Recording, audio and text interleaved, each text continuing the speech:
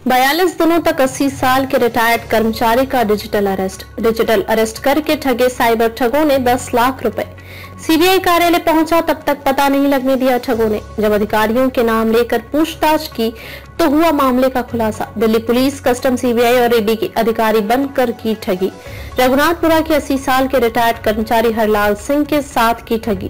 Parcel में passport, ATM card और drugs मिलने की दी थी जानकारी। झुंझुनू में डिजिटल अरेस्ट की एक और वारदात सामने आई है। इस बार केंद्र सरकार मंत्रिमंडल सचिवालय के 80 वर्षीय रिटायर्ड कर्मचारी को ठगों ने करीब 42 दिनों तक डिजिटल अरेस्ट में रखा और 10 लाख रुपए ठग लिए। इसके दिल्ली पुलिस, कस्टम और सीबीआई के नाम पर ठगी के बाद जब ईडी के नाम पर ठगी की जा रही थी तो मामले का खुलासा हुआ। एएसपी देवेंद्र सिंह ने बताया कि गुड़ागौजी थाने में 80 साल के हरलाल सिंह जाट ने मुकदमा दर्ज कराया है कि 13 सितंबर को उसके पास एक कॉल आया। कॉल करने वाले व्यक्ति ने खुद को दिल्ली पुलिस का जवान बताया और कहा कि उनके नाम से एक पार्सल जो कि भारत से मलेशिया जा रहा है, उसमें बड़ी संख्या में पासपोर्ट, एटीएम कार्ड और 140 ग्राम ड्रग्स है, जिसे इंदिरा गांधी इंटरनेशनल एयरपोर्ट पर कस्टम ने पकड़ा है। इसके बाद सिलसिलेवार बातचीत होती रही और सीबीआई का एक अफसर बनते हुए कथित आरबीआई के खाते में 10 लाख रुपए डिपॉजिट करवा लिए।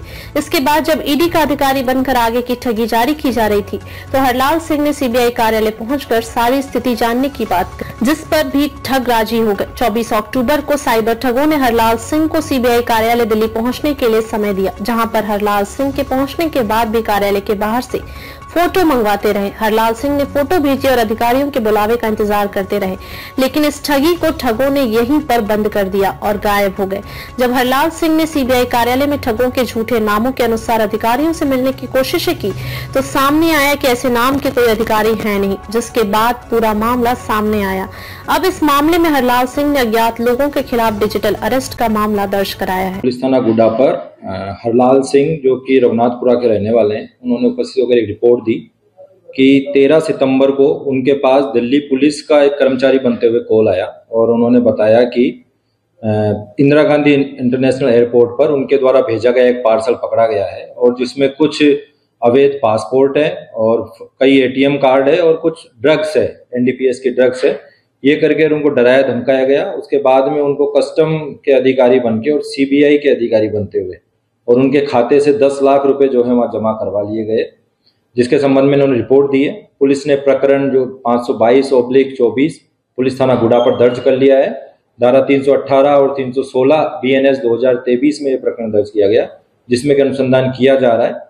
हम जल्द ही मुलजिमानों तक पहुंच जाएंगे। साथ ही मेरा जनता से ये अपील है कि इस तरह के अपराध, जिसका कि हम बार बार जनता को सूचित भी करते हैं और बताते भी आए हैं स्कूलों, कॉलेजों में और आम समाज के बीच, कि किसी भी प्रकार से पुलिस अधिकारी बनके या कस्टम अधिकारी बनके या सीबीआई अधिकारी बनके इस तरह से कोई कॉल करता है तो उस पर विश्वास नहीं करें। पहले फिजिकली इन चीजों को चेक करें कि आपके विरुद्ध कोई कार्रवाई अमल में लाई भी गई है या नहीं लाई गई है। और इस तरह से जो फ्रॉड कर रहे हैं इनके बारे में सचेत रहें।